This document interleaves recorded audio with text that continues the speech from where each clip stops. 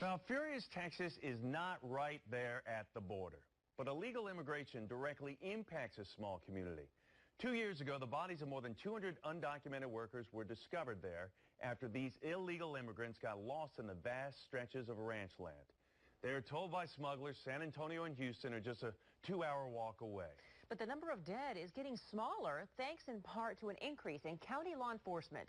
And as the I-Team found out, the peace officers are imported. Joe Conger joins us live with more on this story. Joe?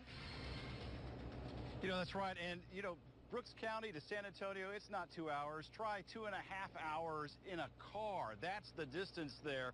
And these smugglers choose Brooks County for a reason, and part of it is because that county can't afford to blanket their 900 square miles with law enforcement. But that is about to change. 840 Brooks.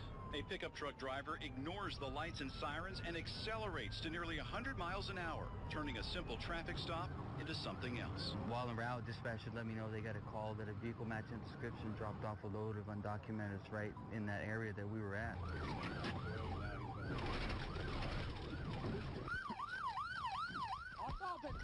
The driver ditches the truck, taking off on foot, the officer on his heels. 5 minutes later, they emerge from the brush. Just another typical day in Brooks County. Well, where'd you drop off at? What isn't typical is the deputy making the arrest, Chief Daniel Walden.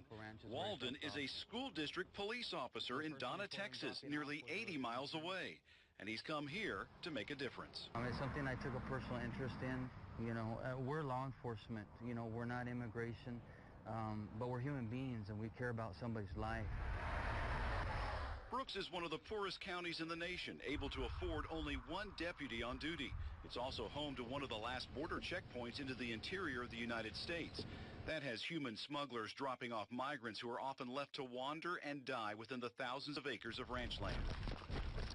With more than 40 bodies already recovered this year, one deputy can quickly get overwhelmed. So Walden and more than a dozen other peace officers from across the state donate their time and their badges to help Brooks County tackle its immigration crisis. You take a county about the size of Rhode Island and you put one deputy out there by himself, what are you going to do?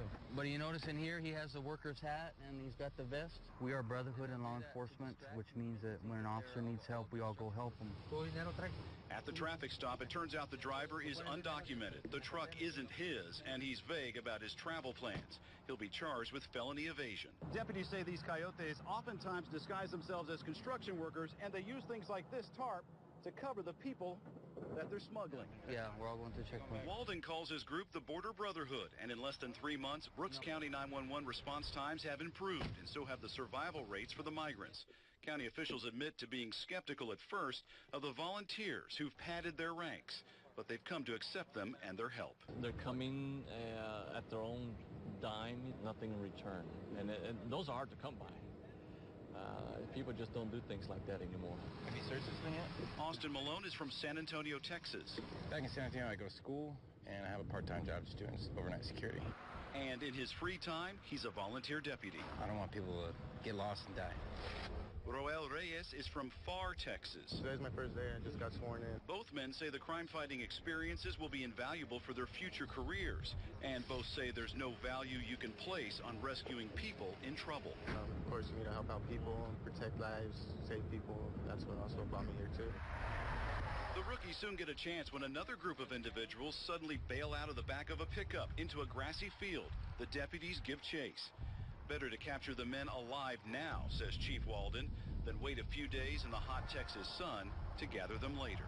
We're here to save lives. Every person that we're able to recover is somebody that's not going to die in the brush. And the Border Brotherhood is a nonprofit group. They actually travel on their own money, their own gas, and they bring their own gear actually out there when they patrol in Brooks County. They have a Facebook page. We've got a link to it on our KENS5.com. With the I-Team, Joe Conger, KENS 5 Eyewitness News.